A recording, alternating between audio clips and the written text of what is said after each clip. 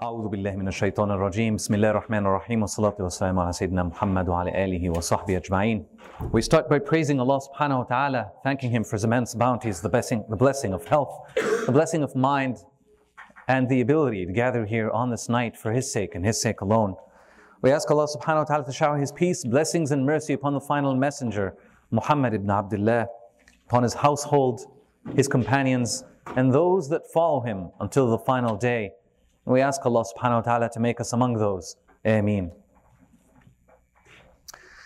Dear brothers and sisters, a few months ago, myself and Brother Sherif were blessed with the opportunity to be called upon to present this series.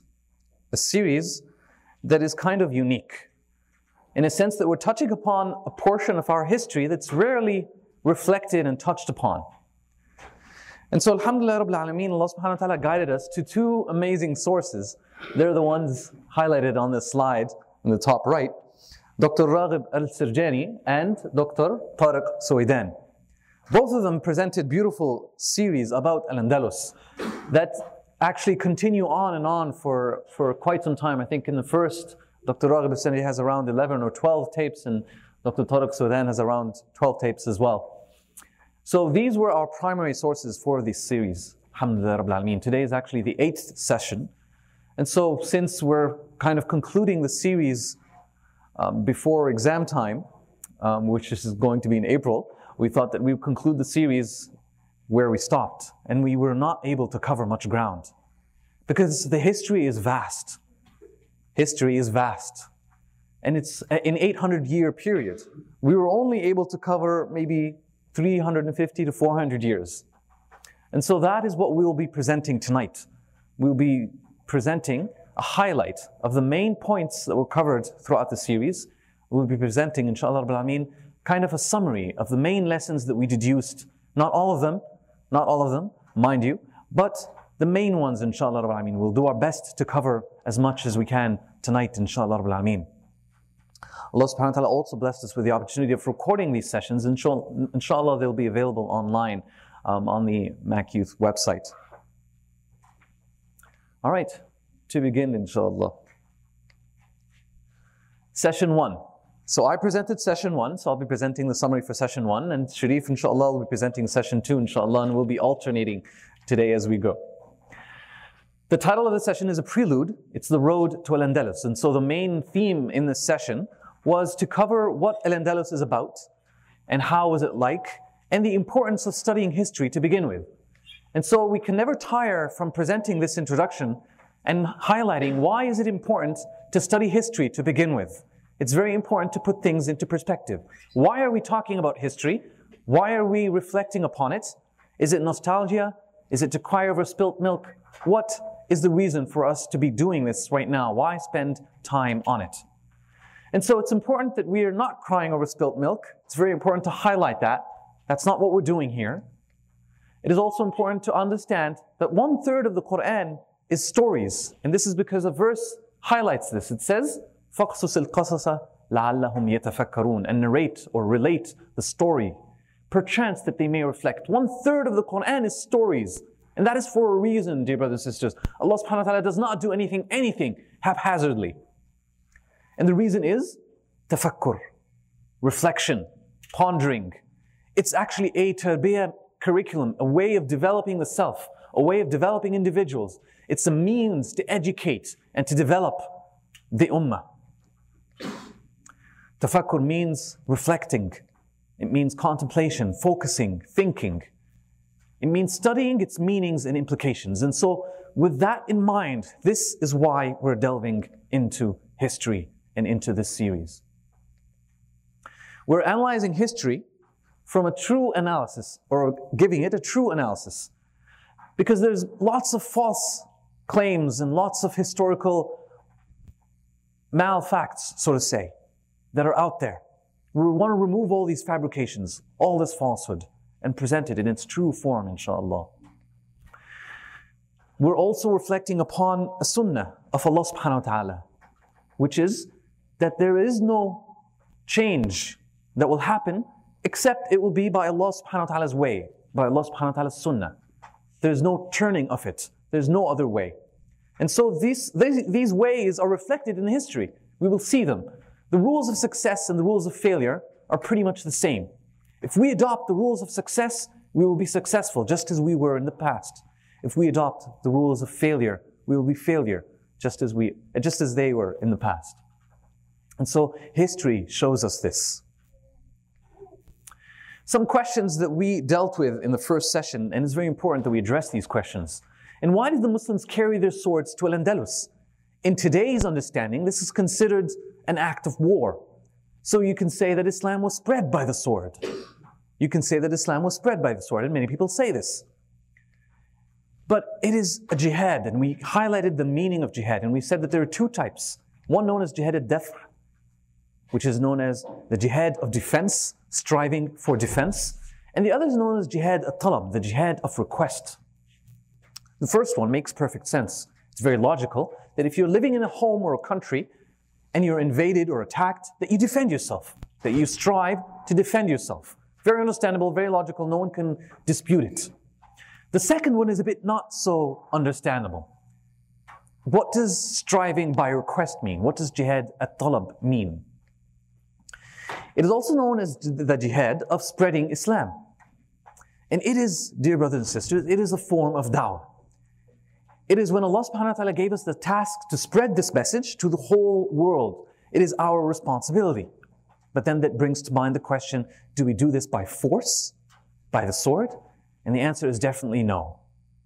But the answer is here that when governments prevent da'wah, when they persecute, when they wreak havoc, when they cause corruption and allow it to spread, when governments do this, when they oppose Islam, when they don't allow justice to prevail, when a society is like that, then Islam permits us to fight these governments because they are corrupt governments.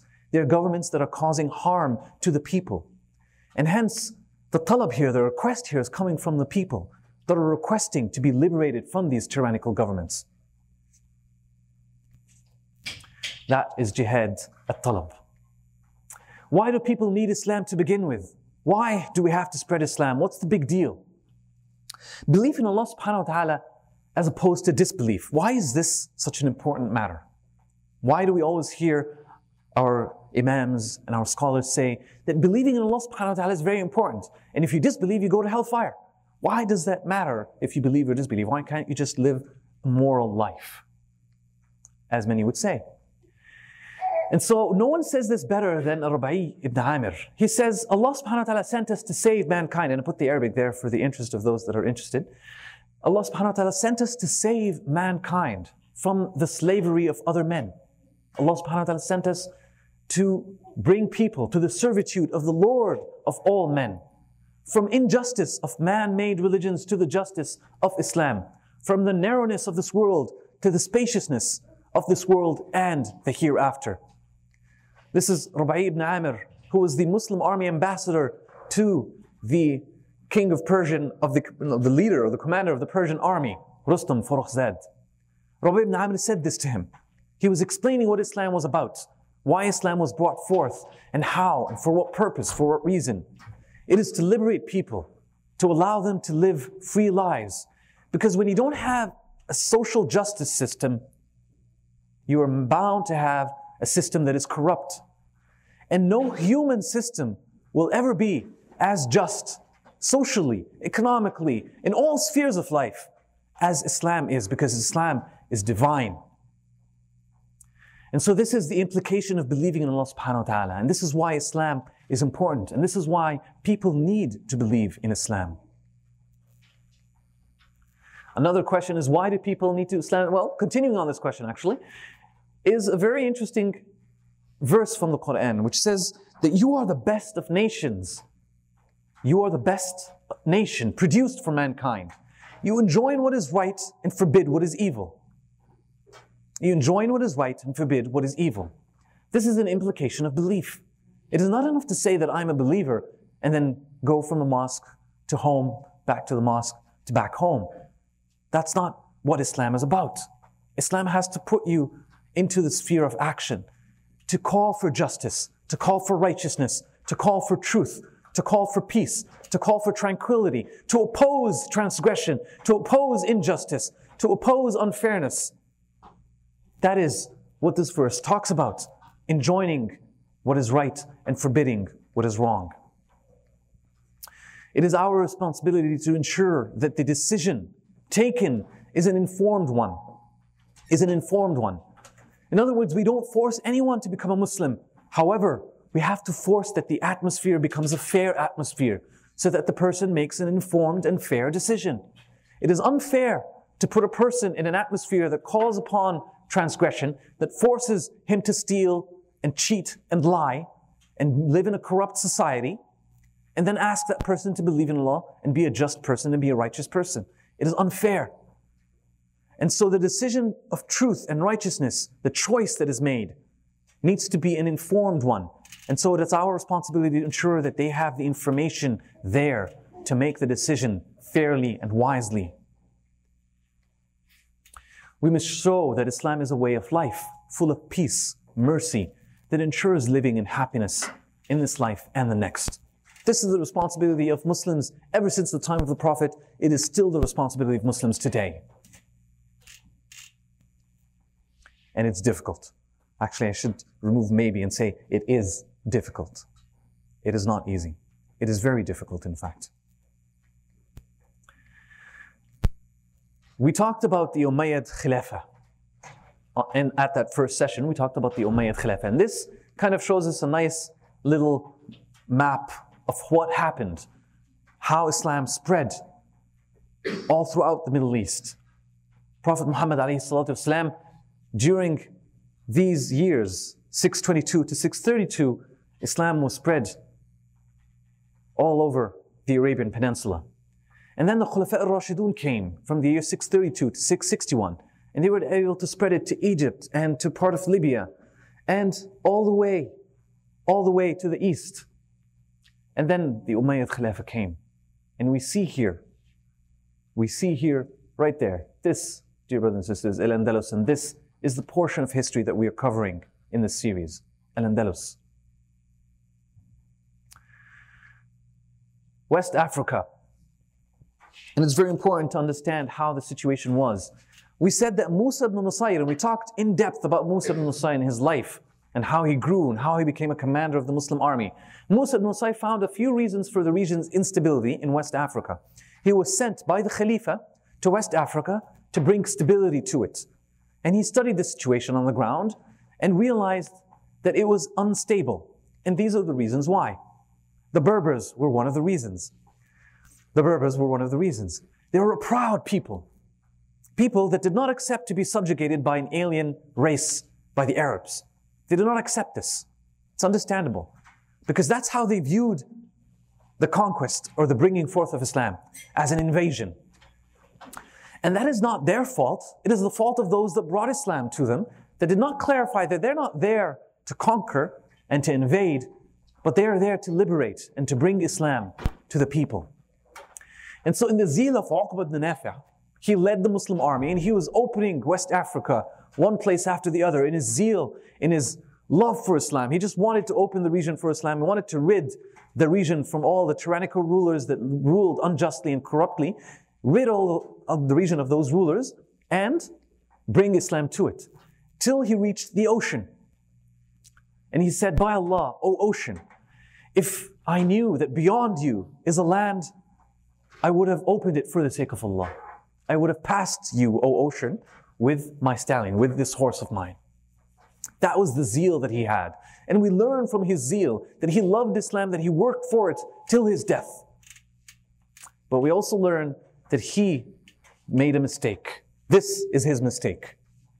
He passed from one region to the next without giving time for the regions to stabilize and to settle, without giving enough emphasis for the Muslims to gain enough numbers to stabilize the region. That's A. B, he also did something else. He didn't allow or didn't give time for Islam to settle. And hence the Berber tribes used to see the Muslims as invaders.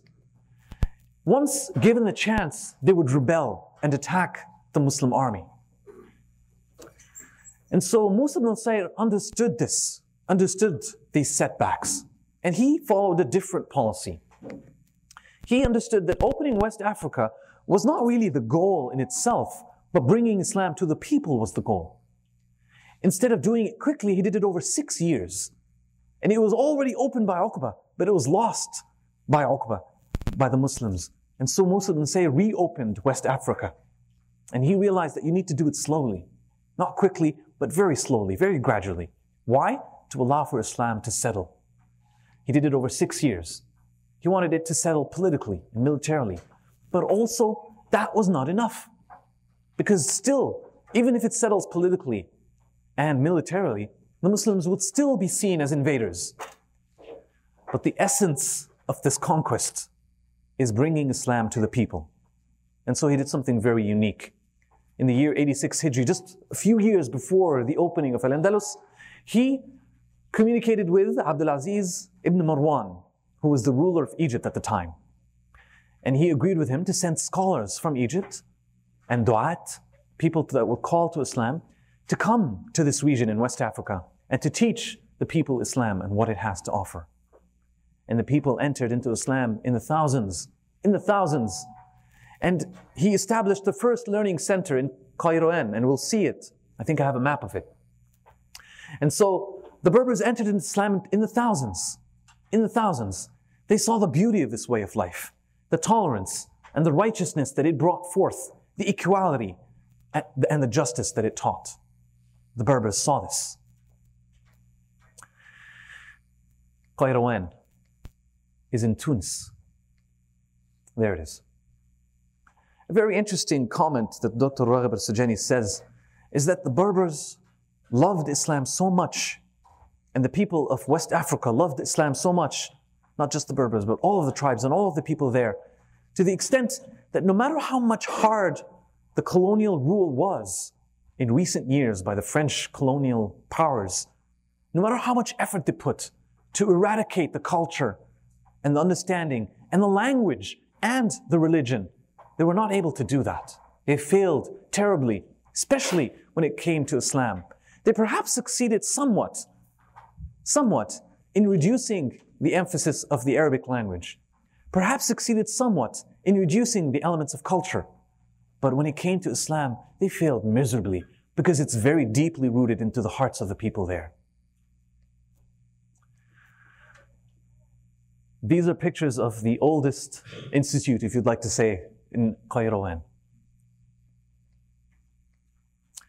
Al-Andalus. This is the Strait of Jabal Tariq. So on one side we have Morocco, and on the other side we have Al-Andalus, or Spain today. And we'll see it here.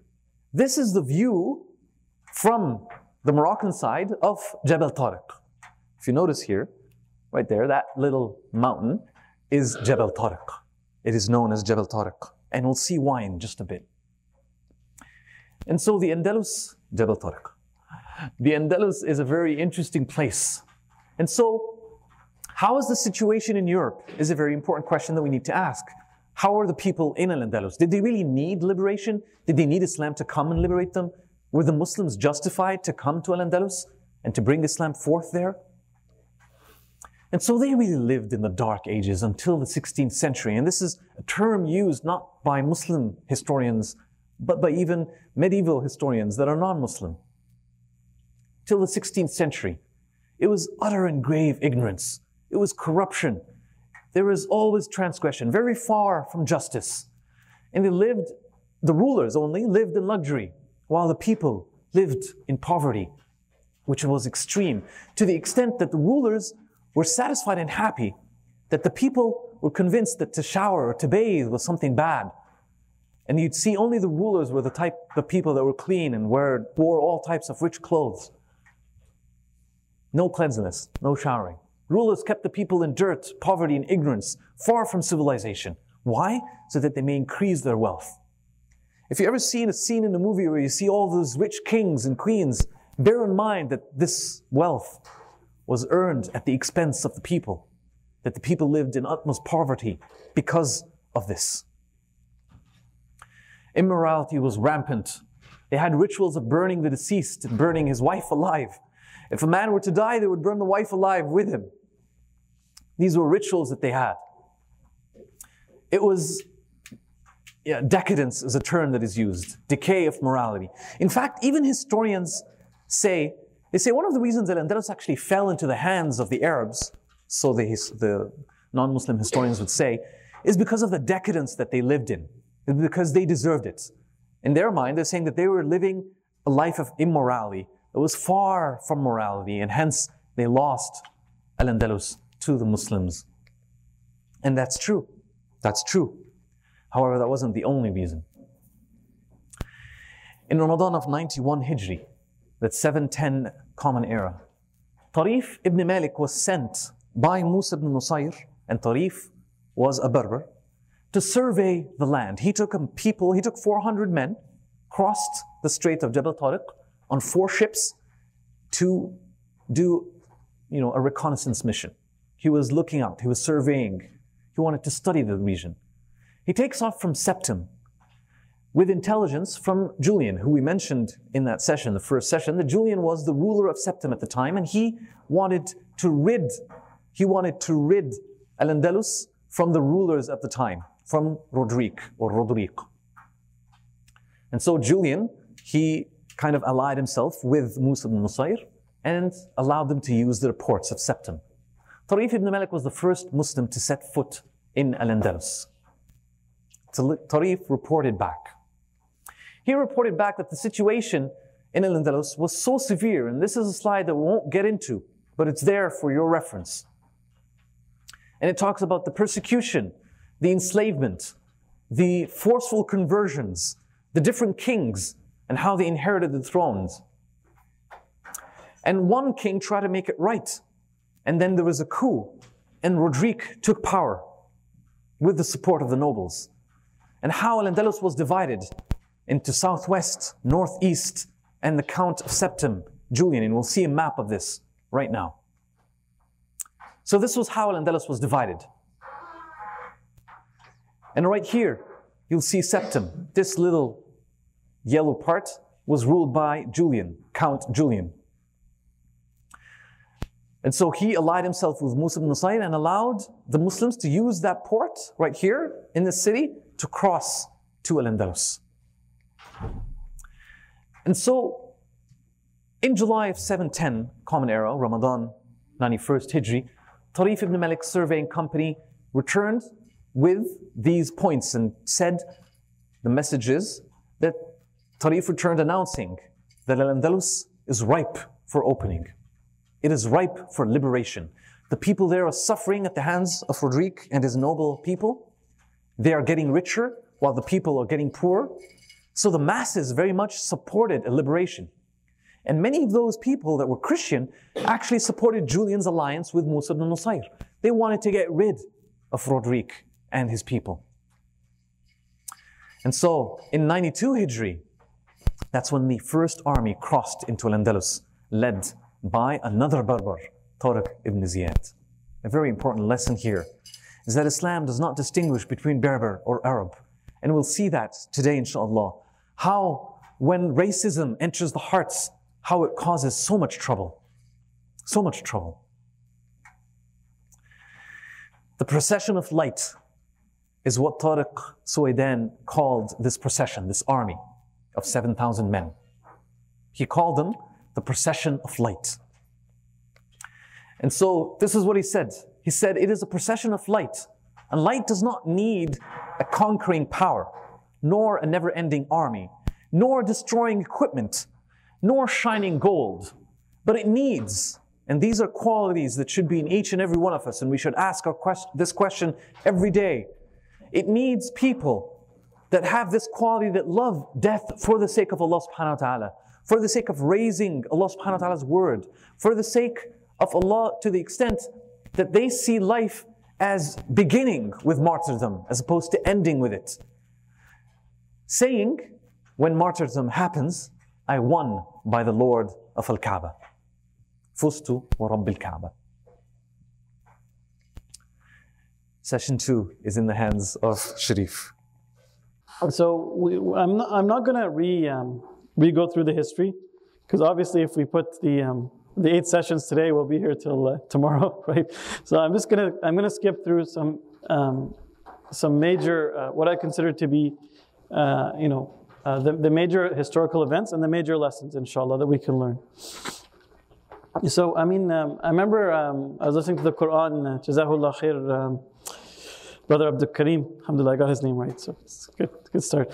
And he said a verse which really made me think, because it was very, very related to what we're talking about here. What is that verse? Can anyone remember what that verse was? Does anyone remember which surah he was reciting from when he recited the Quran?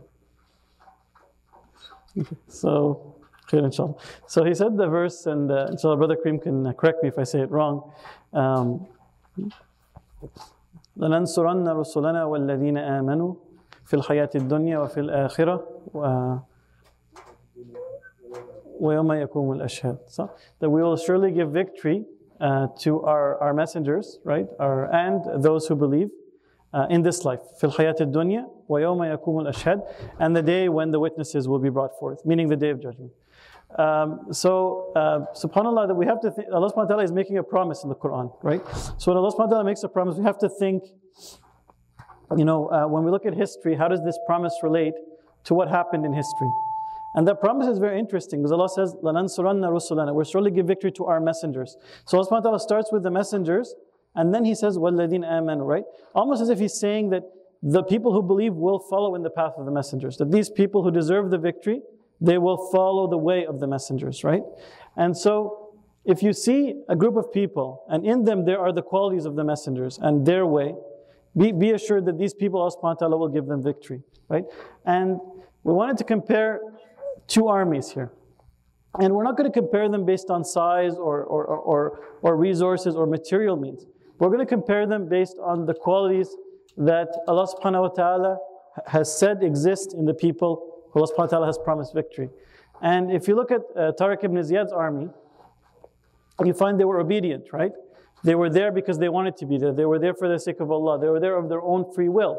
And they wanted jihad, right? They wanted the honor, right? For them it was an honor to fight for the sake of Allah subhanahu wa ta'ala. If you look at Rodrigue's army, it was the complete opposite.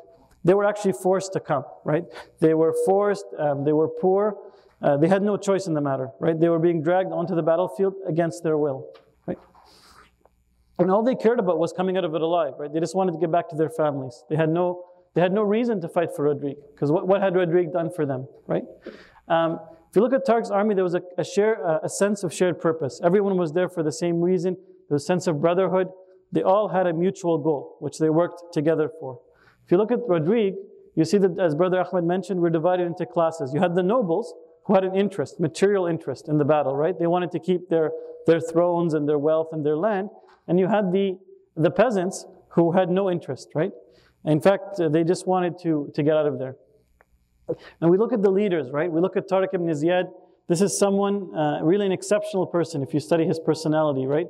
He was someone who was, if you look at him, right, you would think he's a European, right? He had, blonde hair and blue eyes, and he was big in look. But subhanAllah, he had this piety, this wisdom, a strength. Even though he was a new Muslim, right? He had accepted Islam recently, he was a pillar in terms of his relationship with Allah subhanahu wa ta'ala. You look at Rodrigue, he thought that he was God, right? He was treating people as if I'm the Lord and these people are my servants and my slaves, right? And the Muslims, subhanAllah, the Sharia of Allah subhanahu wa ta'ala, that when the Muslims fight, it doesn't matter if you're the leader or you're the follower or what position you have in the Muslim army, the spoils of war are 4/5 of it is equally divided among the members of that army. In the case of Rodrigue, all of it went to the king and the nobles. So there was no incentive, there was no interest for these peasants to fight, right? Because even you think of the reasons the Muslims fight. They fight for their reward, first of all, from Allah subhanahu wa ta'ala. Allah subhanahu wa ta'ala promises the reward in this life and the reward in the hereafter. And they also get 4/5 of the spoils of war. The case of Rodrigue, he takes everything, and the peasants get nothing. And of course, the intentions were totally different.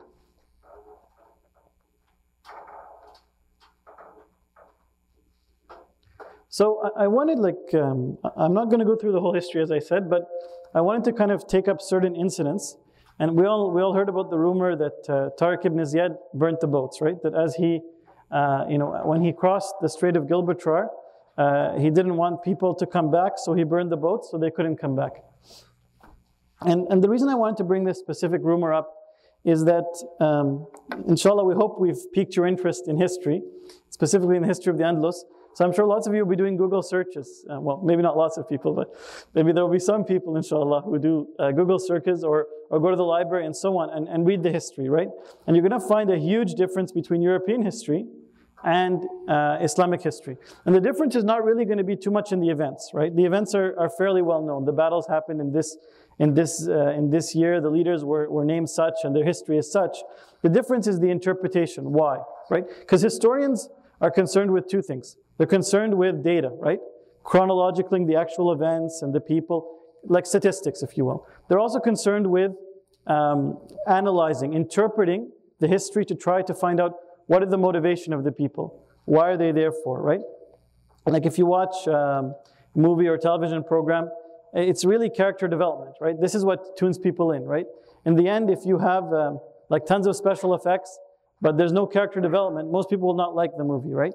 And the same thing with history, is that you want to find out what is the motivation, why are the people there, the personalities, how do they interact with each other, right?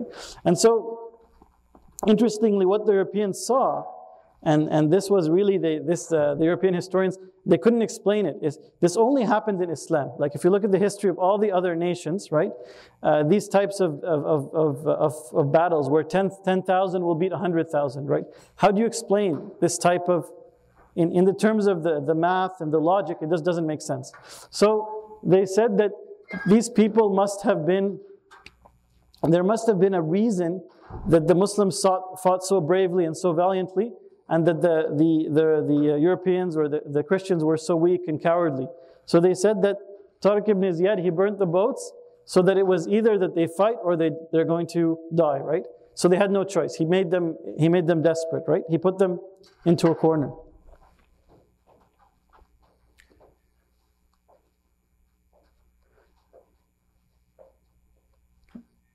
Okay, so in Islam, right? See, it's the problem when you talk from your head is that you're not in sync with the slides anymore. Okay, so Bismillah ar-Rahman ar-Rahim. So I wanted just to say from a Sharia perspective, would it have been acceptable in Islam to burn the boats? Yes or no? Yes. No. Yes or no? Yes. Yes, no? I don't think so. Why would they be, what in Islam gives them the right to burn the boats? Whose boats were they in the first place? Were they Tariq's? No, Julian. They were Julian's. He had borrowed them from Julian, right? So obviously he can't, without Julian's permission, he has no right to do anything with the boats, right? The second thing, do we see that Prophet ﷺ ever doing something like that in the seerah? Yes. Then in Nadir, and burning the palm trees. Yes, but that was for a reason. But yeah, he burned something. I'm saying, did he ever, like the Muslims entered into a battle and then he burnt their retreat? Did the Prophet ﷺ ever do something like that? No, because in the Quran, Allah subhanahu wa ta'ala says that you're allowed to retreat in battle if you're retreating for a purpose. You're not running away from the battle. You're regrouping or reestablishing yourselves, right? Like even Khalid ibn al-Walid, he retreated, right? He made an organized retreat.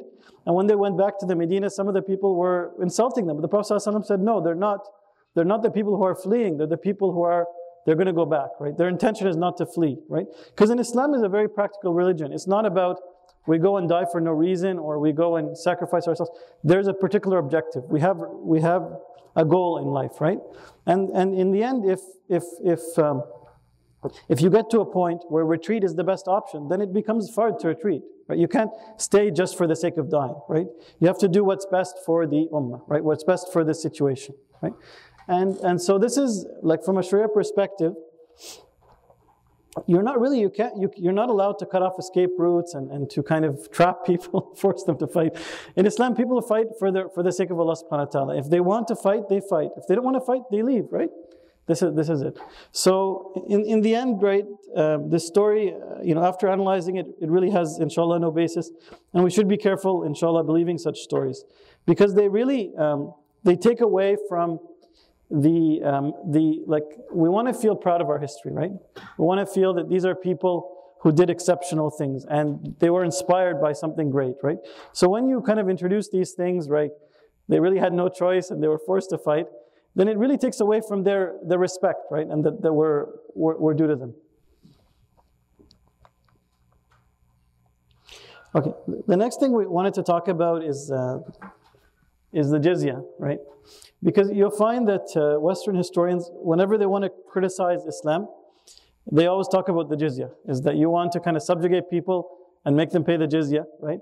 As if this jizya is this really, really huge bad thing that, how could you do this to people, right? And the ironic thing is that the Christians at that time, when they conquered people, right, they didn't make them pay the jizya. They made them pay their souls, right? They basically would enslave them and they'd make them work for almost no money while they oppressed them, right? And this was okay, but the jizya was not. So it's very interesting, the analogy.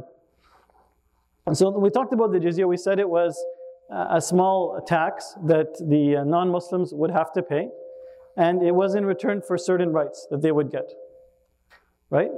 And we said that the reason that only the non-Muslims paid it was because Muslims pay zakah, right? And the Muslims have certain obligations, right? The Muslims, and they have rights and obligations that the non-Muslims have different rights and obligations. So it's not a question of one being better than the other or not. It's just a question of they're in different situations, right? So it's like the non-Muslims that live under this jizya contract or this contract of protection, they're not required to fight in the Muslim army, right? They're not required to pay the zakah because paying the zakah for them would be oppression because they don't believe, right, in the same principles we believe in. So if you make them pay the zakah, you're forcing them to practice something that's in your religion, right? Which would not be fair to them. So instead they pay something else, right? And is it a burden? And Dr. Raghib al-Sirgani does a beautiful analysis, and he says that first of all, those conditions of jizya, it's only charged to people who are rich. It's only charged to people who are healthy. It's only charged to people who would be able to participate in the army, right? So it's not charged to women, it's not charged to children, it's not charged to poor people, it's not charged to sick people, it's not charged to old people. Now look at the modern tax system we live in, right? Can you say like, I'm old, I don't want to pay taxes, or I'm a woman, I don't want to pay taxes, or I'm sick, I don't want to pay tax? No, everyone pays taxes, right? If there's money, the government will find it somehow, right? So, subhanAllah, Allah subhanahu wa ta'ala, it's a very fair system, and in the end, it's not a burden for anyone, right? Because as Dr. Raghib al-Sirgani said, it came up to only maybe $1 or 1 dinar per year. Like it was almost something that was very symbolic. Was this brother, Sharif, was this jizya Yeah. any non-Muslim? There was any non-Muslim that was under the protection of the Muslims had entered into this contract with them. Because according to Ibn Kathir, Yeah. al-jizya was only for Ahl Kitab, the people of the book. Yes. For instance, when they went to Persia, Yes. there was no jizya, Aslam or Sayyid, 1 or 2. This was only for Jews and Christians, Yeah. according to Ibn Kathir. Yes. I'm not sure. Like I know in the Andalus there were all Christians there and Jews, so the question never came up. But They were Christians. yeah, Allahu Alam. I'm not I'm sure. talking about non-Muslim because Yeah. the Persians, Yes. they were Zoroastrian. They were not Yes. Yeah. Muslims. Yes. Yeah. But they didn't pay jizya. They had to become Muslim or the sword. One or the Oh, okay. Yes. Yeah. They are Muslim. Yes, that's right. So there's 3 classes of people. Yes. I think there is a difference of opinion on this point, on who the jizya applies to, but I don't know the answer yet. Yeah. Okay, so we talked about isn't this religious discrimination, and we addressed that.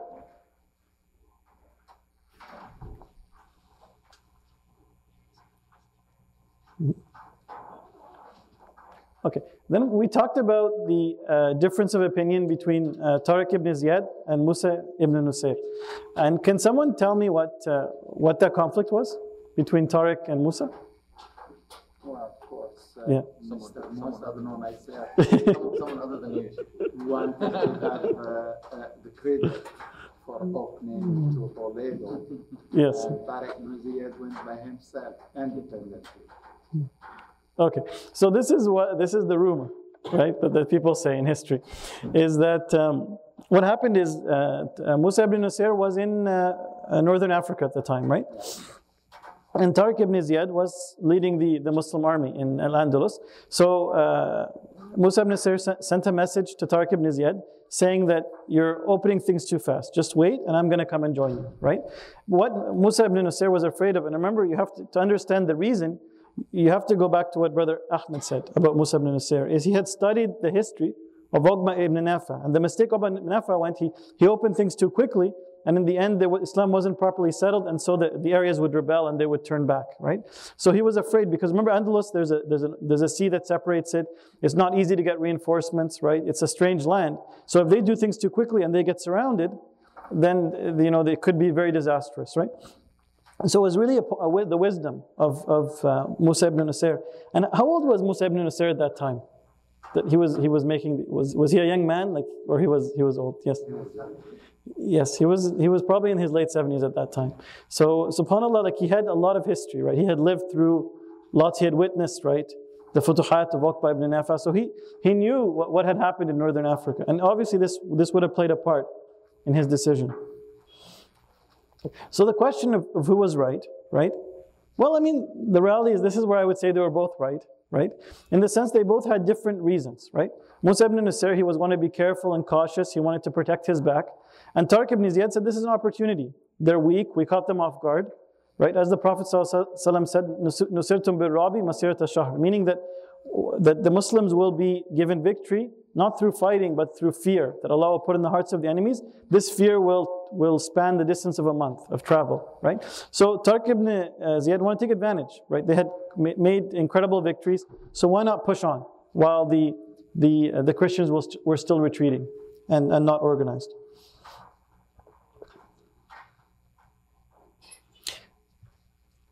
So the question and the lessons here is patience, right? That ultimately what history recorded, that what Musa ibn Nusayr did was the right thing. Because we know that Tulaytila actually rebelled, right?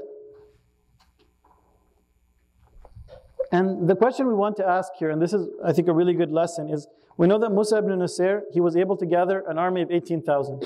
But how many people did he send with Tariq ibn Ziyad when Tariq went? 7,000, that's right. So the question now is, was he kind of holding out on Tariq, right? When Tariq went, he gave him 7,000 because he wanted to keep the people for himself later on? Or where did these 18,000 come from, right? Why didn't he send them with Tariq ibn Ziyad? Yes? Exactly. So success breeds success, right? So when people heard around the Arab world and the Muslim world that there was this jihad in Al-Andalus, everybody wanted to be part of it. So actually the Arabs came, right, from all over the Muslim world to join the army of Musa ibn Nusayr.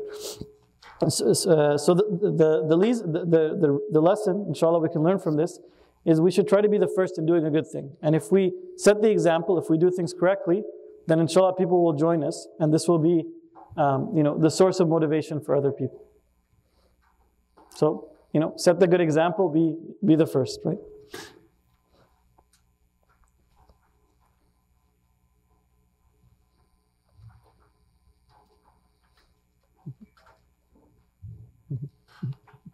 So we talked about Marda, which was actually one of the challenges. It's a city that they opened. And does anyone remember which day that it was opened on? Okay, so before I say the answer, we said the answer, right? Okay, so if someone can tell me the day, there's a prize, inshallah. We have a prize. Yes? Ramadan 29? You're very close. Anyone else? 27? No. That's right. It was opened on Eid, right? So it was Eid for the Muslims in two sense, right? It was the day of Eid, at the end of Ramadan, and it was also Eid, a celebration because they conquered. And we'll give you a bonus prize if you can say when the Valley of Barbat, when was the victory in the Wadi al-Barbat, the Valley of Barbat? On what day?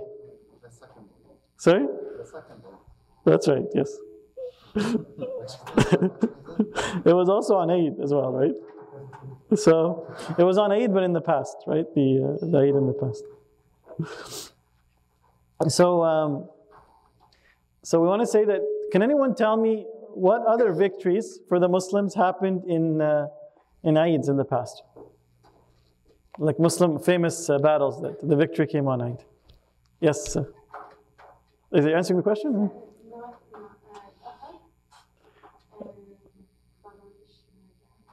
That's right. So, Jazakallah khair. So, mashallah, she takes very good notes. Like she was. Okay, so what happened is Marda actually surrendered. They opened their doors. They agreed to pay the jizya. And it's very interesting that if you look at the Futuhat, right, in Al-Andalus, how long did it take for all of the Andalus to be opened? How many years? And this includes Portugal, Spain, and parts of France, and almost half of France.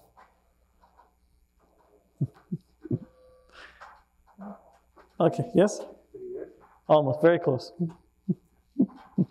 It's about 4 years. It's about 4 years. So it's it's incredible how fast things went. And it's one of the things that really fascinates you when you look at the Futuhat, is you're kind of seeing a few years, everything opens, and then you have hundreds of years where like nothing happens. Right?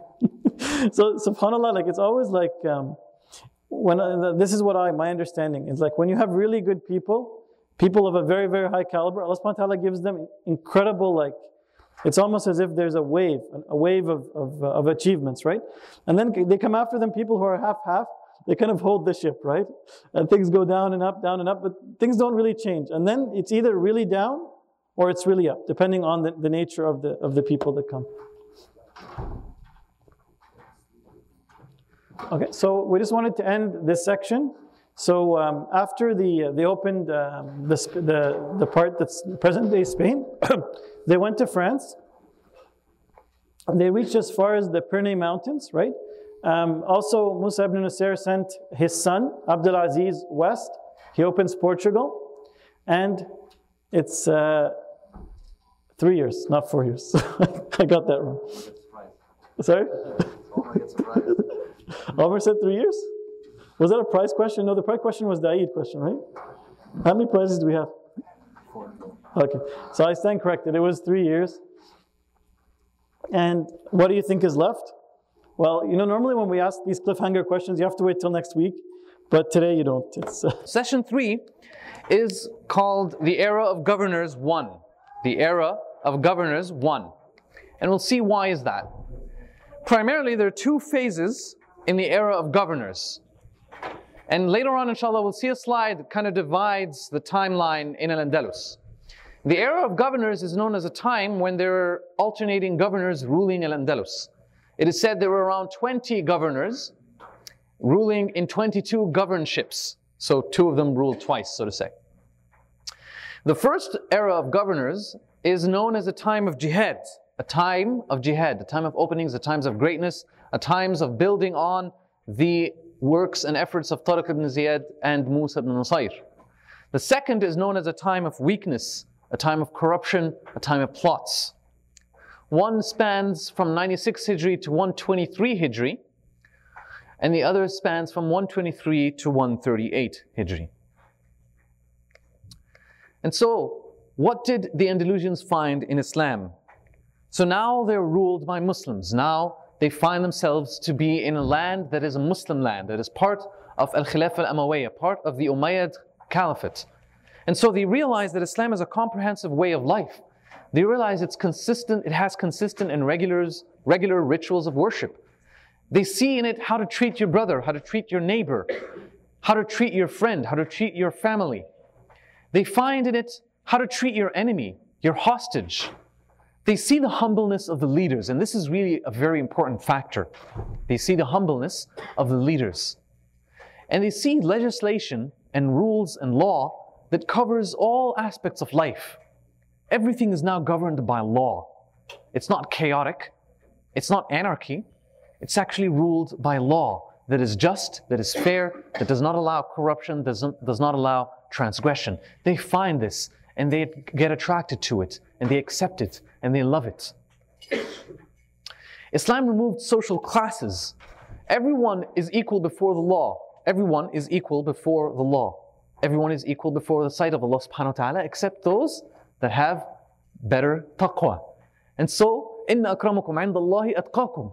The most noble amongst you is not the richest or the wealthiest or the man or the person with the most, largest of lands, or the most beautiful or the most handsome, or the person with the best voice, or all of these worldly ways of comparing people that we find today. None of that matter. Really what matters is the taqwa of Allah subhanahu wa ta'ala. And so in the sight of the law, everyone is equal, and justice and fairness prevails. This is a very interesting question, is why do some consider the West more Islamic than Muslim majority countries, despite perhaps the immorality that is sometimes there? Despite that, there is a system that is a rule of law that provides for justice and fairness, that does not allow transgression, does not allow corruption. And hence many people consider the West today to be more Islamic than many so-called Muslim countries. The mosques. The first mosque was built in Zaragoza, and we'll see a map of Zaragoza. Where is Zaragoza? In Al-Andalus. Beautiful mosque. And this is a saying by some of the scholars where they say that the mosque is not just a place of worship. It is a place of worship, or a temple, and a parliament. And not only that, it is a school. It is a community center. It is a court. It is a place where the ummah meets to deliberate its matters. That's what a mosque is. And that is what we should bear in mind of our mosques today. It is not just a place to go and pray and leave. It is a place to meet. It is a place to hold events. It is a place to discuss. It is a place to deliberate. And how did they build mosques? They built it, and they also bought churches, but they never forced any church to be bought. They would pay higher than the church is worth. They would actually allow any church to exist as long as it wants to. Compare that to the Inquisitions, the last years of Muslim presence in Al-Andalus. Perhaps in sessions to come, we will cover the Inquisitions. This is Zaragoza, that red dot right there. This is where the first mosque was built in Al-Andalus. Now, jihad in France. Jihad in France continued, and many armies went and reached and crossed the Pyrenees Mountains and reached southern France. But one very important battle that we cannot pass today without reflecting on and remembering is known as Balat al-Shuhada. The Muslim army camped in a place known as Al-Balat, or the courtyard. It was for an abandoned castle. They had 50,000 troops. That was the Muslim army. They were ruled by a man that if you know the name of, I'll give you one of the prizes that we have. The man that was the leader of the Muslim army in the battle of Balat al-Shuhada. Can anyone guess other than this Shaykh, inshallah? Oh, I want to win. Jazakallah khair.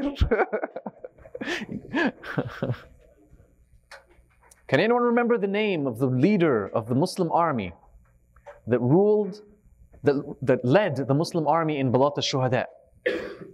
That fought against tremendous odds, that tried to unite his troops against the French army that was ruled by led by Charles Martel. No?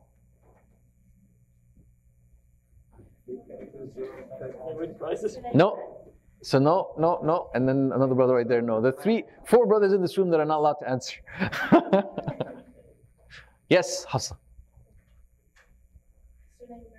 Nope. Any other try? Any other guess? A name that is so common in Andalus history. Yes?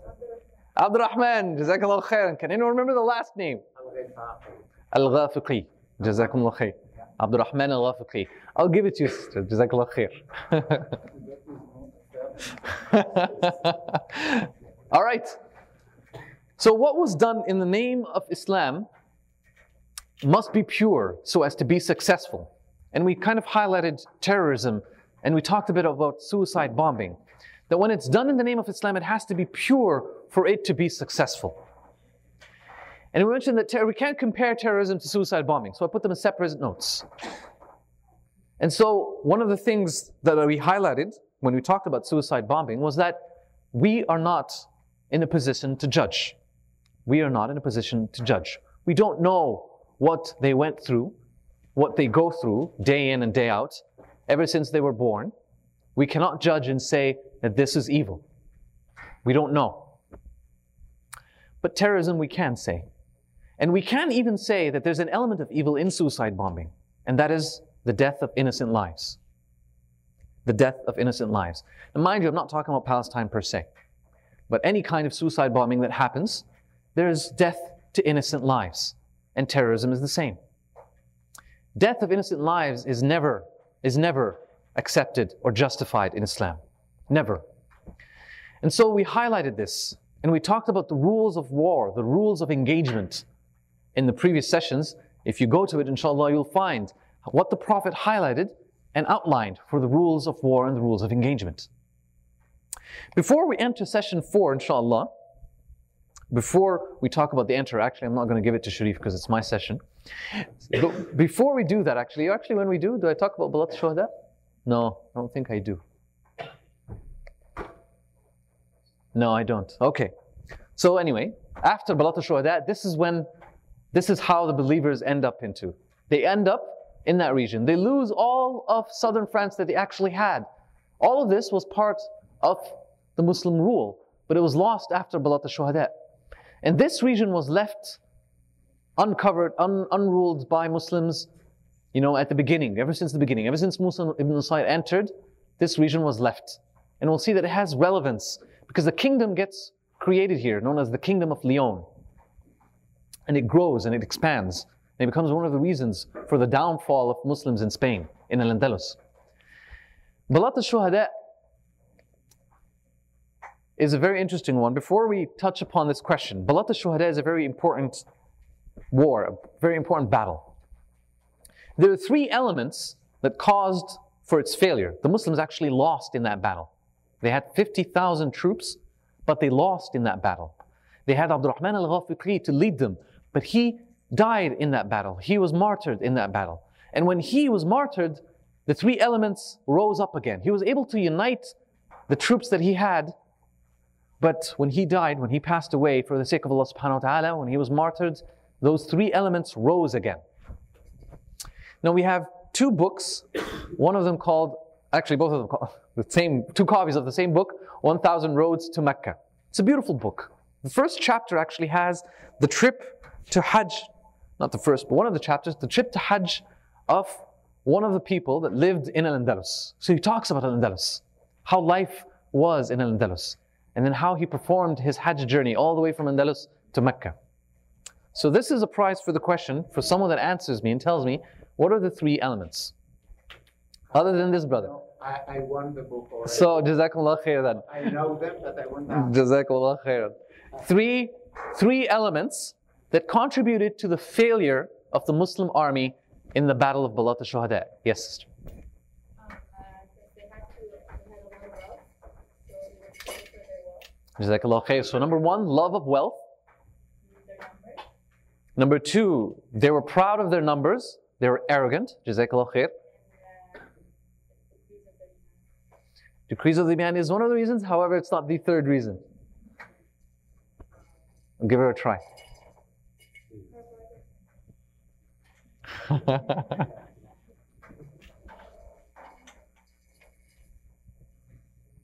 So we mentioned it. Very briefly, we even touched upon it. They didn't want to lose their wealth, so that's a trick. So someone whispered it. Racism. Racism. So the Arabs said, we are the tribe, we are the people of Muhammad, we are the language of the Quran, we are more deserving of more wealth. And the Berbers said, we are the people that came to Al-Andalus to begin with. Tariq ibn Zayd was a Berber, most of his army were Berber, we are more deserving of the wealth.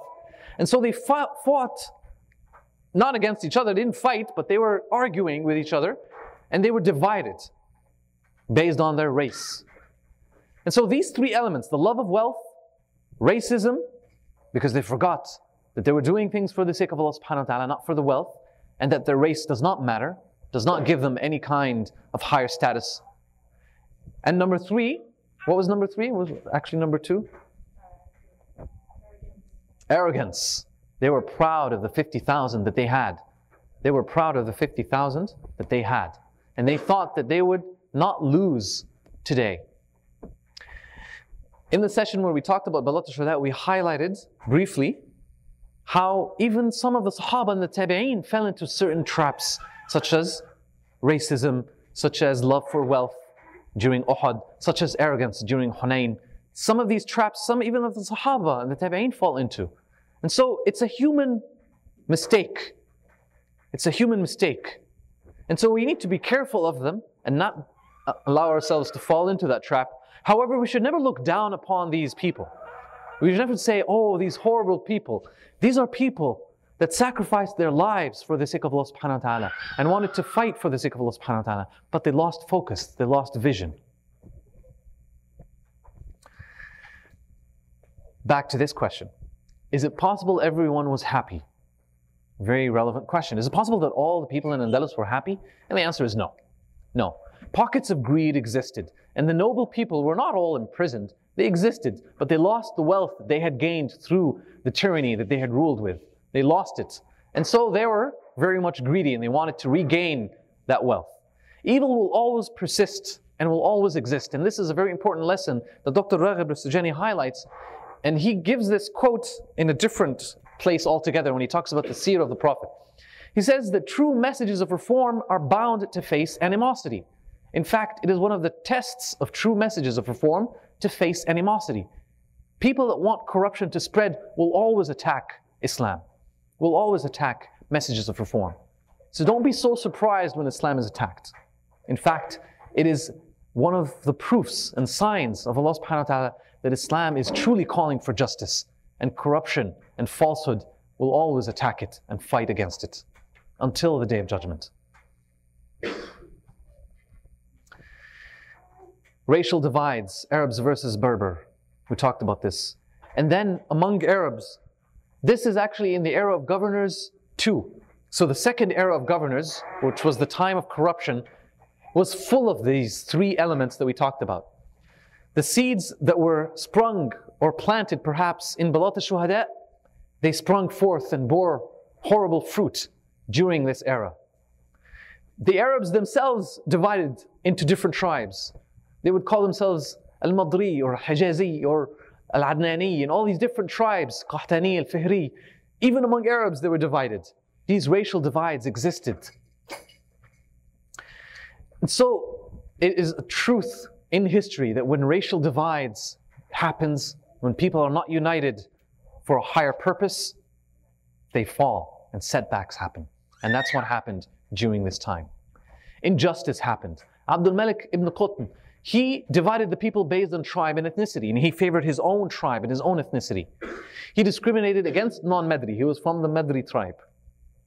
And Yusuf ibn Abdul Rahman al-Fihri is another example, who again discriminated against non-Al-Fihris. He favored the Fihri tribe. During this time, the Al-Andalus kind of separated from Al-Khilafah al-Amawiyyah. It separated and became its own little governorship, its own imara, its own little state. And more than 30 divisions existed in it. Enter the Enterer. The Enterer known as Ad-Dakhil. He was preparing for Al-Andalus, and he had, and we touched upon his backstory, his whole life story we reflected upon. But we'll only touch upon what he did to prepare to go to Al-Andalus. In the year 136 Hijri, when the Andalus was divided into 30 different factions, he came to Al-Andalus. And he is also known as Abdurrahman Ad-Dakhil.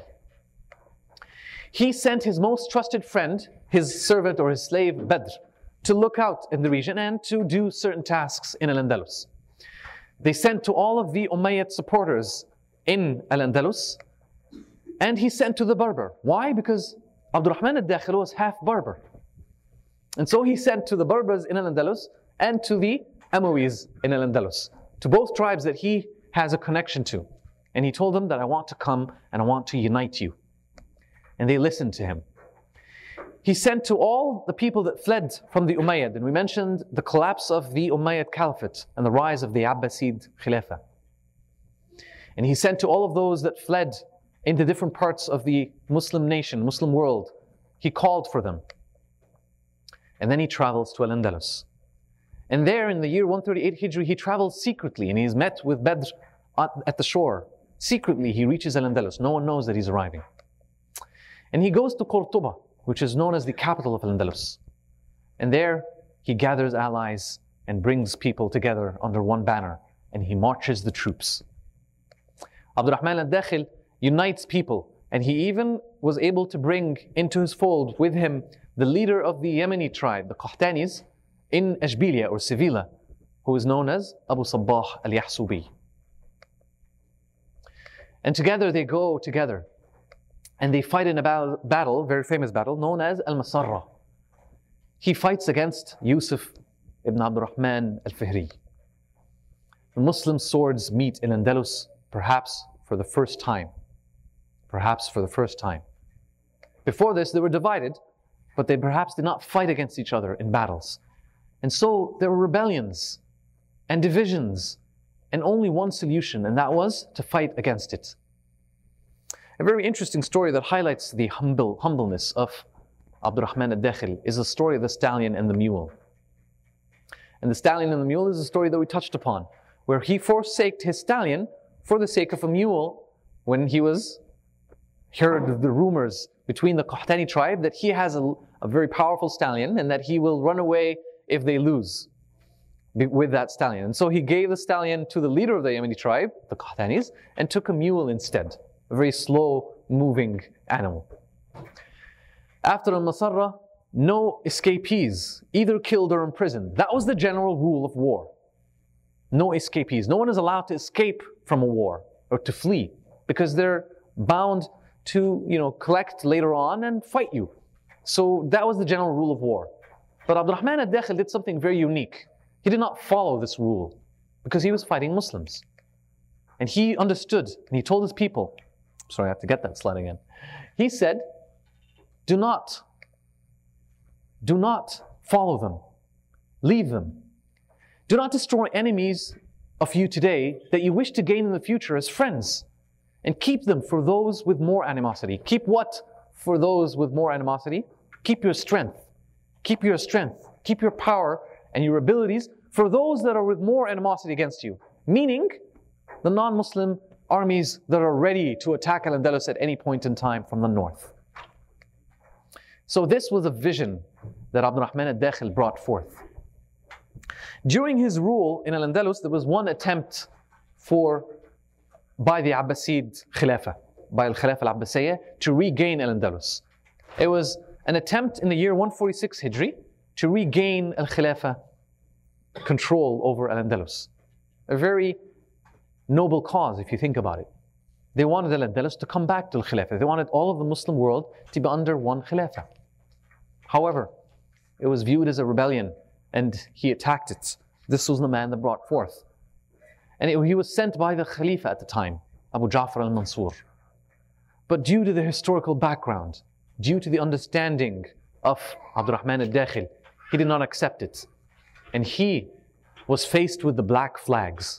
And we talked about the black flags.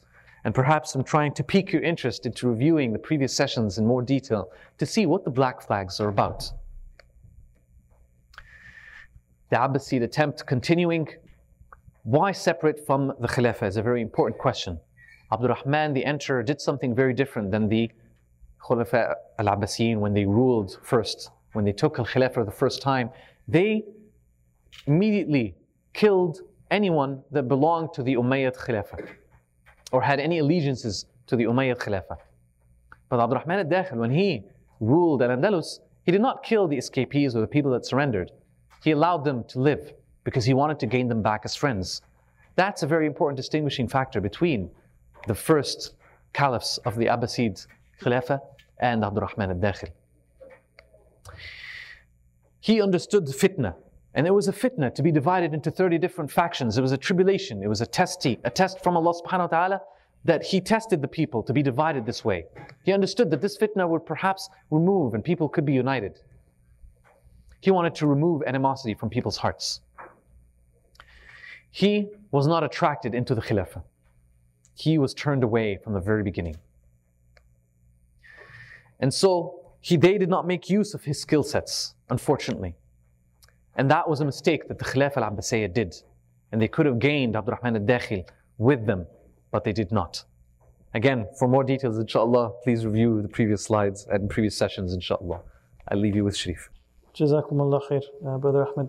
My apologies for taking a long time last time, so I'll make it quicker this time, inshallah. Brother Ahmed took all the good names for his session, so I had to make up my own name. So it's a man in the middle. It means that it's focusing on Abdurrahman al-Awsat, right? Abdurrahman in the middle. SubhanAllah, you're actually amazed how many Abdurrahmans there are in this story. So it's good that they kind of ordered them, because otherwise no one could keep track of them. So he talked about Abdurrahman al-Dakhil, Abdurrahman the Enterer. So just want to review. He ruled for 34 years.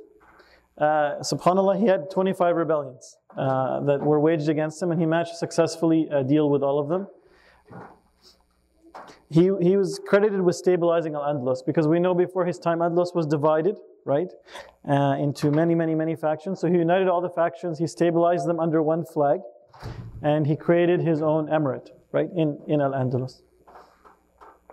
He fought back the Abbasid rebellion. So the Abbasids, they tried one time to defeat him, and then the Khalifa at that time declared, "We have sent this poor man to his death." Right?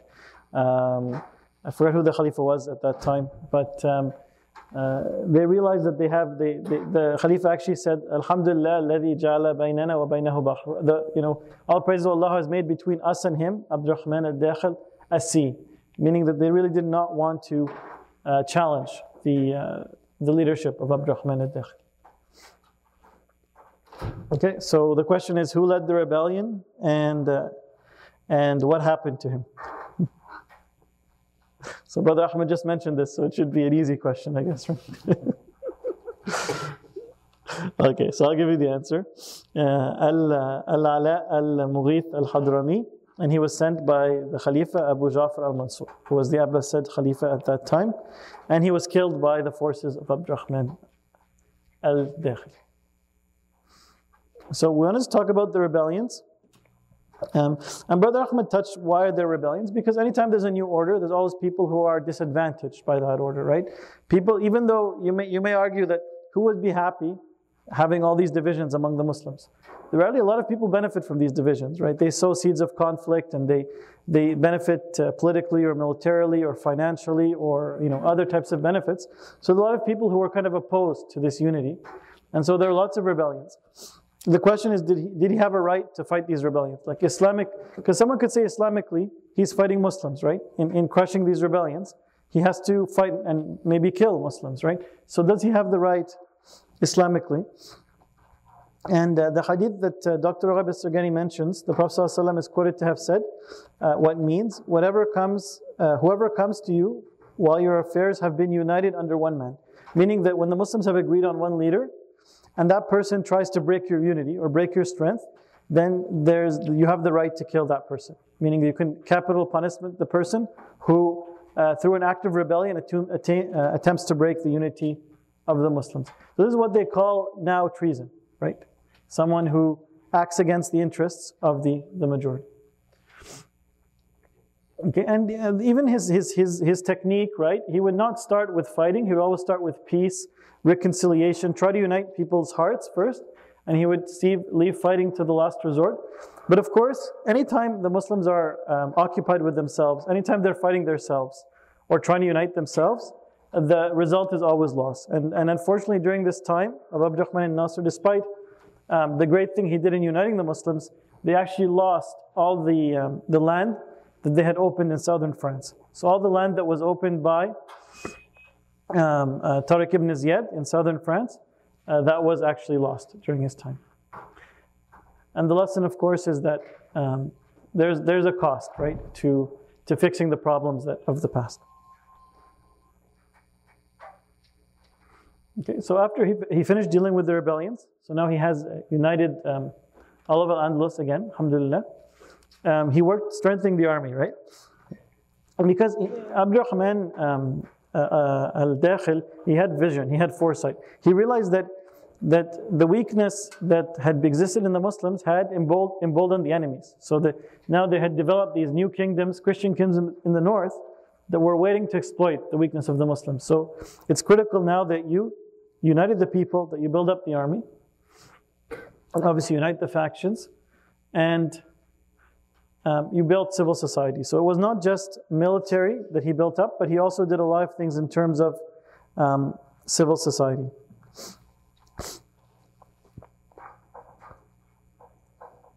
And subhanAllah, he actually, during his time, the army reached 100,000 knights. He gave very great importance to Islam, the scholars. He built a justice system concerned with commanding good and forbidding evil. He actually spent 80,000 gold dinars to build the Masjid of Qurtuba. And he also gave very big importance to infrastructure, right? Like, have you guys heard of Canada's Economic Action Plan? Who's heard of it here? Good, mashallah. Good. So basically, the government is spending billions of dollars to, build roads and bridges and invest, right, in infrastructure, right? And the whole idea behind this is that when you're in a period of weakness, some people would say, well, you don't do anything. No, the smart thing to do is you need to invest in all these infrastructure projects, so that when things recover, you're set for the new expansion phase, right? You now have all the infrastructure to support rapid expansion. Also, you make work. You create work for lots of people, and you would engage them as well. So, subhanAllah, this was like the economic action plan of the time of Abdurrahman ad-Dakhil. So he spent lots of money. He built mosques, he built forts. He made roads that connected everywhere in Al-Andalus. So the transportation infrastructure. And subhanAllah, he even brought exotic fruits from all over the world, and he planted them. So he built an agriculture-based economy in Al-Andalus.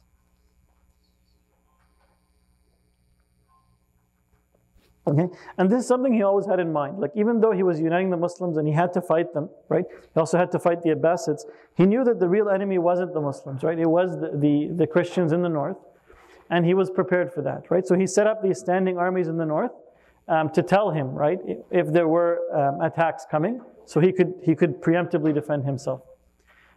They had a yearly habit of going for jihad. So every year in the summer, they would send out these armies in jihad in the summer.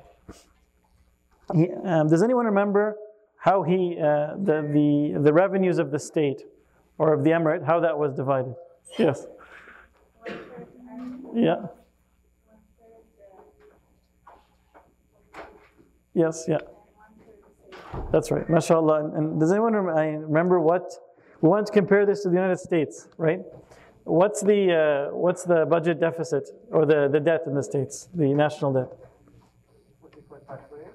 $14.5 trillion. And how much is that per person, approximately? It's about $45,000 per person. So if you live in the States, you're in debt $45,000, man, woman, and child, right? So, alhamdulillah, in Canada, we're in debt less, although we are still in debt, unfortunately.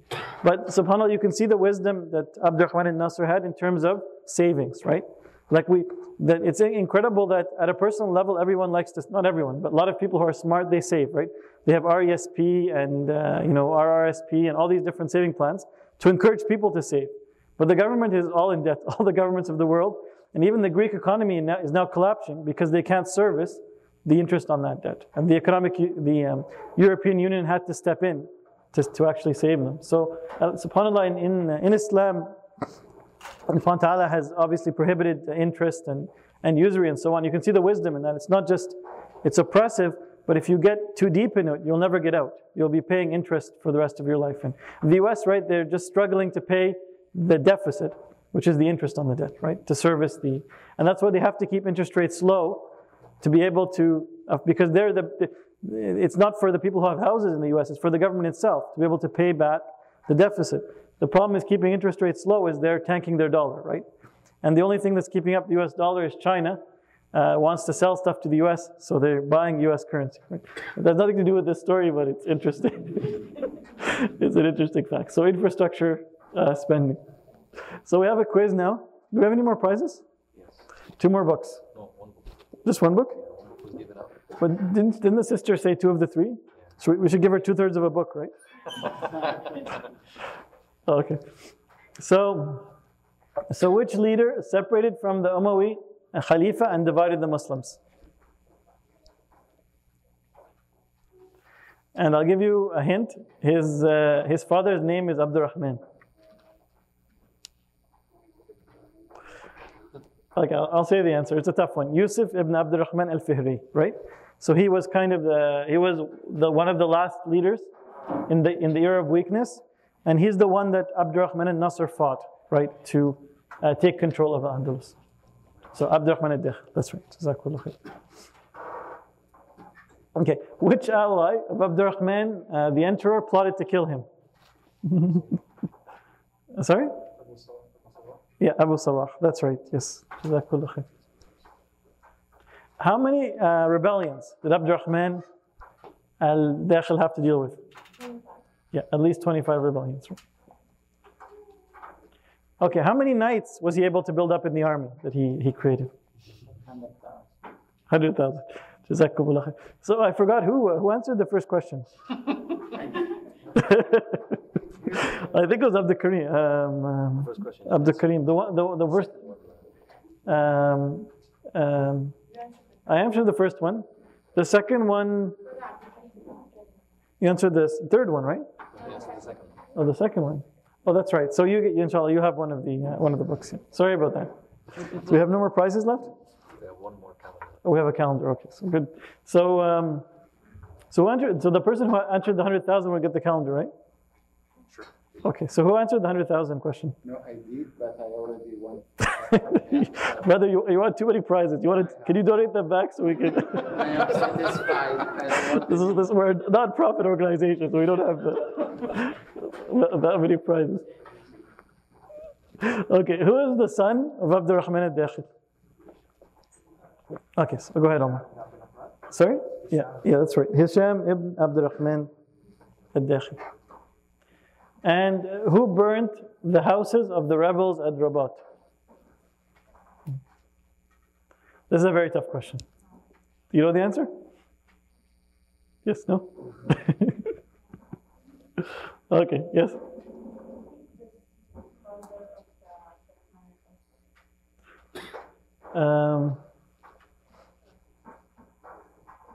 One sec. I'm going to check the answer because I don't actually remember it. Yeah, it's Al-Hakam ibn Hisham. That's right. Hakam, Jazakallah. Okay, so I just wanted to summarize the history. So we had about 100 years of strength. We're going to see this is actually looking forward now. So the periods of strength starts with Abdurrahman al-Dakhil, the emperor, and his children, right? Then we're going to have a period of weakness. And then we have another period, which inshallah we'll discuss later.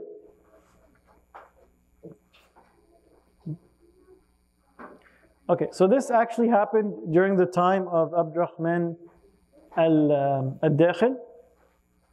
It's called the Viking Wars. So who are the Vikings, right? They're actually a nomadic tribe of people. They were pretty barbaric. They came from the north, the Scandinavian countries. I'm sure you all have seen Vikings on TV, right, in movies and stuff. They're pretty popular in media. And they launched a very brutal attack coming from the north. There was actually a 100-day war. It was a very tough, brutal war. Alhamdulillah, in the end, the Muslims won. And the big lesson learned is that you have to be prepared, right? Even though you've established this very powerful emirate, right? And you have a very strong standing army, you can't let your guard down. So, Alhamdulillah, what Abdurrahman, he learned from this, Abdurrahman al-Dakhil, he learned from it. And what he did afterwards, he would set up standing armies that would actually patrol these regions, right? So that any attack in the future could be subverted from before it started. But the beautiful thing about this is that after they were defeated, they actually sent delegations asking for his friendship and his support and his protection. So some people, you need a show of force in order for them to be able to take you seriously. And the Vikings were these people, that they were impressed by force. And the Denmark delegation. Okay, now, then we talked about the period of weakness. So the question is, we're going weakness, strength, weakness, strength, weakness, strength. And by the way, I don't want to spoil the story, but this is how the story goes till the end. Except in the end, it's just a period of extreme weakness and then it falls. But This is the sunnah of Allah subhanahu wa ta'ala, that periods of weakness, that the weakness has a reason and strength has a reason. So when you fulfill the reasons, you go back to the period of weakness. And for the Muslims, and then I think Brother Ahmed mentioned this, is the Prophet ﷺ said, every nation has a test. And the test for my nation is wealth, right? Right? Every nation has a test. So what was the test for Bani Israel, for the children of Israel? Was women, right? So every nation, Allah subhanahu wa ta'ala gave a test for them. The test for Muslims was wealth, meaning that every time Muslims, the wealth is in their heart and not in their hand, it will mean it'll be a sign or a symbol that their civilization is heading down. And of course, we talked about other reasons, and I think the sister mentioned them, so I won't repeat them. But it's arrogance, it's racism, or people thinking they're better because of their tribe, because of their ancestry, because of what their forefathers did, right? And other reasons as well. And there's actually a new reason that comes in at this time, and I'll leave it to Brother Ahmed, inshallah, to talk about it. Session 6, and then we have session 7, and that concludes, inshallah, today's summary of the series. Session 6 is a very interesting one. It's titled The Champion. The Champion. And I kind of chose that translation because it kind of is a better translation than the victorious or anything like that. And the Arabic word is Al-Nasir. Al-Nasir.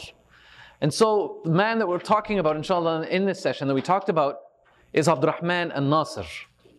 Abdurrahman al-Nasir did something very unique. He brought forth Al-Andalus from decay, from weakness, from setbacks, all the way back up to unity again. It's very similar to what Abdurrahman al-Dakhil did, except that he was facing even harder odds and much more divisions and much more difficulties. The Andalus was on the verge of downfall in the year 138 Hijri. And then Abdurrahman al-Dakhil came and was able to unite the believers in Al-Andalus and bring it back up again. The seeds of downfall were from Balat al-Shuhada. And even though it was fought by Abdurrahman al-Ghafiqi, it still was able to become planted and grow forth. But only Abdurrahman, actually this is a wrong word, it should be al-Dakhil, not al-Nasr. Abdurrahman al-Dakhil is the one that came and defeated 138 Hijri, defeated the seeds of downfall and brought forth Al-Andalus back up. In the year 300 Hijri, the seeds, different seeds this time, contributed to the downfall of the Muslim rule in Al-Andalus. And these seeds come from the year 238 Hijri. So we'll talk briefly about those seeds of downfall, about the period of downfall, and about Abdurrahman, the other Abdurrahman, al-Nasir this time, and how he defeated these seeds of division and downfall. So this is a curve that I thought I would draw quickly, and it kind of highlights what Brother Sherif was saying, and how there's ups and downs in history. And that's life. There's ups and downs. And the Quran says it. وَتِلْكَ أَيَامٌ دَاوِلَهُ بَيْنَ النَّاسِ. These are days that we alternate between people. Days of success and failure, and that's life. When you uphold the rules of success, you are bound to become successful. When you adopt or fail to adopt the rules of success and succumb to the rules of failure, you're bound to become among those that fail. And so one of the purposes of what we're doing here in this session is to highlight the rules of success and adopt them, inshallah, in our daily lives, and to avoid the rules of failure. Remember the man from Baghdad that Brother Sherif highlighted? His name is Ziryab. And Ziryab was the pop star from Baghdad. And he was an interesting character. He was a singer in the courtyard of the Khalifa. And he left to Al-Andalus because he saw it as fertile ground for him to grow and to prosper. They were very rich. They lived in extravagance. They lived in prosperity. Perhaps he saw it as fertile soil for him. And there was no competition. One of the reasons that he left Baghdad was because there was too much competition there. So this pop star goes to Baghdad, actually leaves Baghdad and goes to Al-Andalus. And there he becomes a singer, and the people are faced with the choice. Should they go after the singer, or should they be among the scholars. And that's the choice that they faced, and that's the choice that they have. And he was gaining ground, lots of ground with them. The songs, the stories, and the legends that he brought forth, the fashion that he brought forth, he was able to dazzle them with the culture that he brought forth, with the art and the cuisines that he got. All of this was something new to the people of Al-Andalus, and they were dazzled by it. This man, before we talk about Ibn Hafsun, is a man that used his skill set to call people away from Islam, to call people towards his own benefit, so that he becomes famous, more powerful, richer, closer to the rulers and the noble people. That was something that he did. He used his skill set for that. Ibn Hafsun is a man that used his skill set differently, but perhaps for the same gains. All of it worldly gains. And so a question we have to ask ourselves is, what do we do with our skill sets? What do we do with our skill sets? Do we use it for worldly gains, to gain fame, to gain power, to gain authority, to gain riches and wealth? Or do we use it for the sake of Allah subhanahu wa ta'ala, to come closer to Allah subhanahu wa ta'ala, to thank Allah subhanahu wa ta'ala for the skill sets to begin with? And that's what scholars say. The best way to thank Allah subhanahu wa ta'ala for the blessings that you have, that He has given you, is to use them for the sake of Allah subhanahu wa ta'ala. That is something that Ziryab and Ibn Hafsun did not do. Ibn Hafsun was a bandit, a thief, and he had a group of thieves around him, with him. And they together, he was actually born in Al-Andalus, he was known as Umar ibn Hafsun, and he had the band in the year 264 of 40 thieves. It wasn't Ali Baba and the 40 thieves, it was Ibn Hafsun and the 40 thieves. And he was, with his people, he was actually fighting against the extravagant. He would steal from the people that had extravagance and riches. He would steal from them, and they were too scared to fight against him because they didn't want to lose their riches. They would actually pay a portion of what they earn to Ibn Hafsun. And so he was able to have a small governorship in Al-Andalus, and gradually that governorship grew. He rebelled and ruled south of Al-Andalus. In the year 286 Hijri, he converted to Christianity. He did something that no one else in Andalus did. He was a Muslim, but he converted to Christianity, and he named himself Samuel ibn Hafsun. Why? Why did he do this? Not because he really believed in Christianity or anything like that, historians say. They say that he did it to gain the appeasement of the kingdom of Leon in the north, to gain support from them. So now he was in the south, and he was communicating with the Christian kingdoms in the north, and he got their support because they saw an ally in him against the rulers, the Muslim rulers in Al-Andalus. He declared independence from the Imara al-Amawiyyah, and he ruled Gharnata, Granada. Other places he ruled was Jayan, and another city is Astudja or Akija. So let's see what happened to Al-Andalus during this time. It was very much divided, very much divided. So this is Qurtuba, the yellow dot right there. And this is the part that he ruled, that Ibn Hafsun ruled. And you'll notice right there is Gharnata, very close to Qurtuba, which was the capital of Al-Andalus. The Muslim rulers were all in Qurtuba. Gradually, Al-Andalus got divided even more. And Sevilla or Ishbilia got rebelled and had its own governorship. And then this region right here had its own governorship. And then the region right here, which had the first mosque built, had its own governorship. Gradually, this region again got its own governorship. And the same here. So Al-Andalus got divided again. This time, however, there were a few things that were different. Remember that region in the north that we showed you? Now it grew. This is the kingdom of Leon. And this is a new kingdom. Another Christian kingdom. And this is a third kingdom that kind of separated from the kingdom of Leon. So these three kingdoms, one of them is Aragon. I think it's this one, the new one. I don't remember the name of this one. However, it's another Christian kingdom. This one's Aragon? All right. Navarre, Jazakumullah khair. Navarre, Aragon, and Leon are the three kingdoms ruled by the Christians in the north of Al-Andalus right now. And the Kingdom of Leon, was supporting Ibn Hafsun right here. Not only that, it is said that he actually got support from the south. He got support from the south. It is said that this time, this region was ruled by the Fatimids. And they were not happy with the Andalusian rulers, the Muslim rulers in Al-Andalus. And so they also supported Ibn Hafsun. Then the champion comes in. He brings forth reform. And he chose his staff. And he actually rules Cordoba. No one wanted Cordoba anymore because it's just one city with some small towns around it, surrounded by different governorships. Very poor, not very poor, but very weak compared to the other governorships. And so many of the rulers in Cordoba did not want it anymore. And so it came to the hands of the champion, of Abdurrahman al-Nasir. The first thing he did is he takes steps to reform and correct the status quo in Cordoba. He chose his staff. He wanted to root out all types of corruption. All positions of authority have to be people that are honest and have integrity and taqwa and knowledge. These are the people that took the positions of authority. That's his criteria.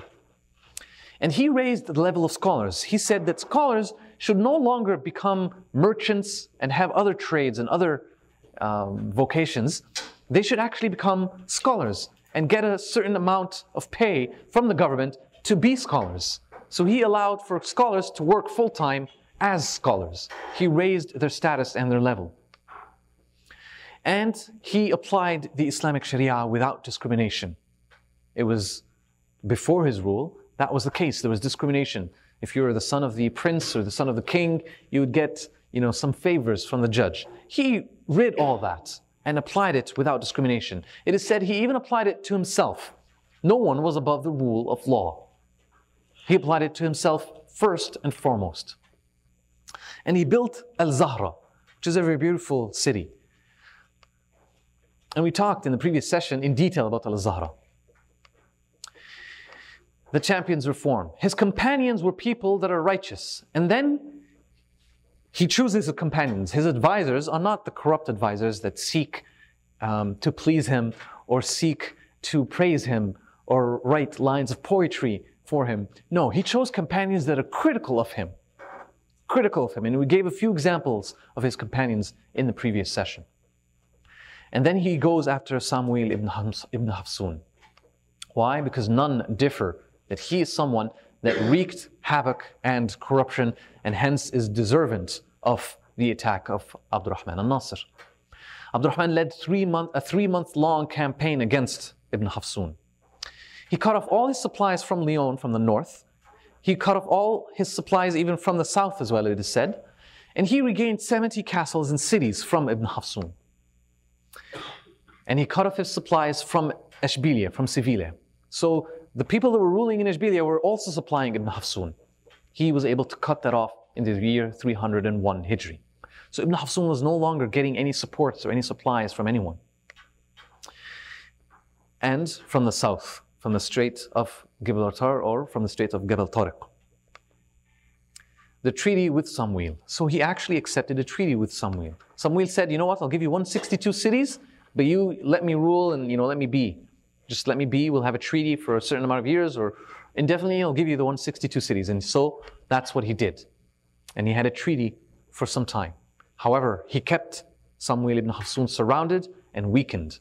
And he had it in his mind, in his plan, in his vision to rid Al-Andalus from Ibn Hafsun as time comes, inshallah. The champion's reform continuing with forces from Cordoba, Ashbilia, he was able to open, Jayan, which was a city that he regained, Astudja or Akija, which he was able to regain from Ibn Hafsun. With forces from these 4 major cities, he was able to now fight against all the different divisions in Al-Andalus. But he doesn't do that. He left all of those that rebelled, all of those rebelled states, and he did something very unique. Instead, he campaigns against the north rulers, against the Kingdom of Leon's transgression in the northwest.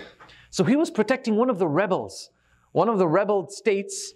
He was protecting them, he was helping them against the non-Muslim Christian rulers of Leon. And that was so unique and so jaw-dropping in a sense that he forgot all about the divisions and sought the common enemy they had. This was in the year 304 Hijri. He revived the hearts of people. People were depressed and they saw Al-Andalus all divided. They had this feeling that nothing was going to work. But when they saw this man not caring about the divisions and fighting against the common enemy, their hearts woke. This was something that he did. Then gradually people started to come into the fold of Abdurrahman al-Nasir, and we talked about that in detail in the session. The Umayyad Khilafah happened and it was able to rise again. From the year 300 to the year 316, Abdurrahman al-Nasir was struggling to regain the unity in Al-Andalus. And once that happened, from the year 316 to the year 400, it became known as the Umayyad Khilafah. Why is it called the Umayyad Khilafah? We answered that question in the previous sessions. I advise you to go look at it, inshallah. It's a detailed one that we cannot cover today. This is a timeline that divides the years of the Al-Andalus rule, the first 300 or so years. Session 7, the last session, we'll give it to Sherif, inshallah. What I'm presenting now is the Renaissance. It's the high point in the Islamic Spain. It's interesting because in Europe, when does the Renaissance start in Europe? In what year? Sorry? 1521. So 1521. So in the 15th, 16th century. But this Islamic Renaissance now is happening in what year? So this is the time of Abdurrahman al-Nasir, right? So 316 after Hijrah. And the Hijrah was in about 600, right? 622. So almost, I'd say 950 years, right? So subhanAllah, about 600 years before the European Renaissance, we had the Islamic Renaissance. And we talked about art and culture, and this was a little bit controversial, so I'll go very quickly. But basically, we just said Islam is not in general against art and culture, but it's just against any art and culture that takes you away from the remembrance of Allah subhanahu wa ta'ala, and that goes against the Sharia, right? So any art and culture that brings you close to Allah subhanahu wa ta'ala, that doesn't go against the Sharia, inshallah, that's okay. But our purpose in life is not art and culture, it's to worship Allah subhanahu wa ta'ala. And any art and culture should take that in mind. So I talked about the verse in the Quran which talks about the poets and how most of them are hypocrites and they don't practice what they preach. But Allah subhanahu wa ta'ala makes an exception. And we talked about the story of Abdullah ibn Rawaha, radiallahu anhu, the Sahabi, and the history behind this verse. So I won't repeat that now, inshallah. So I'm told I have 5 minutes left. So we talked about the Umayyi Caliphate. It was a period of power and strength. They secured the Strait of Gibraltar. So Abdurrahman al-Nasir, he actually created a navy that would actually patrol the strait to make sure they weren't attacked from Europe. He actually fought the Fatimids, but he didn't actually persist in fighting them. He managed to capture the ports of Tanja and Septa, and then he just left it at that, right? So he just wanted to protect his back, basically, against the Fatimids in Europe. He helped Ahl Sunnah, so he provided them with weapons and reinforcements, but he didn't actually fight directly against the Fatimid at that time. Okay, there was a rebellion during the time of Abdurrahman al-Nasir. Saragossa rebelled. And what's even worse is not only they rebelled, but they joined the kingdom of Leon against him. So what he did is he gathered his power, he went and fought them with all bravery. They surrendered, and in an act that's very similar to what the Prophet ﷺ did when he entered Mecca, he actually forgave them, he showed them mercy, and he restored the leader of Saragossa to his position. And because of that, Saragossa never actually rebelled again from the Muslim lands. And really what I wanted to highlight in the time of Abdurrahman al-Nasir, and also in the time of his son as well, Al-Hakam ibn Abdurrahman al-Nasir, there was really a great civilization that was established in Al-Andalus. And just to give you some ideas, he developed ministries, he developed ministers, he developed a whole public service, he developed 3,000 mosques, 13,000 mansions.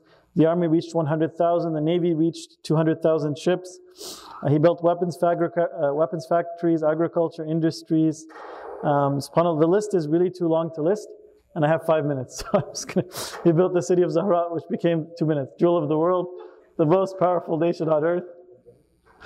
Okay, we'll talk about Al-Hakam. Al-Hakam, he was a scholar. He developed the library of Qurtuba, developed new libraries. He really wasn't, really during the time of Al-Hakam, this was the strongest point. Like if we're going to plot the, you know how we plotted the sine curve there of the chart? This would be the top. This would be the apex. Basically, during the time of Al-Hakam, Al-Andalus became the envy of the world. Scholars from all over the world would come there to study. Even the King of England, he sent his best scholars, and he said, could you please teach them, right? And he signed, your faithful servant, the King of England. So you could see the respect that the superpowers of the world had during that time. He was not only very concerned with knowledge, but he was also concerned with developing a strong army. And even during that time, the kingdoms of Leon, Navarre, and Aragon that had rebelled, basically that had paid the jizya to his father, they rebelled. He fought them, and they agreed to pay the jizya again to him. He actually, during that time, he expanded Al-Andalus. Al-Andalus actually became all of North Africa as well during that time. And it reaches its peak. Al-Andalus was that time acknowledged as the strongest nation on earth. So it was the superpower of the world at that time. And there's only one way to go, which was down, unfortunately. So, alhamdulillah, we ended on a positive note though. And so, these questions are really very big cliffhangers because we don't really have a next session planned. But inshallah, when we do plan it, we'll find out inshallah what happens to Hisham. Hisham was the son of Al-Hakam, Ibn Abdurrahman al-Nasir. Remember that Hisham became the Khalifa. He was only 12 years old. So obviously he was too young to govern. And there was an advisory committee that was appointed over him. What happens to North Africa? What happens to the Muslims in Spain? And that is the end. Alhamdulillah. Jazakumullah khair.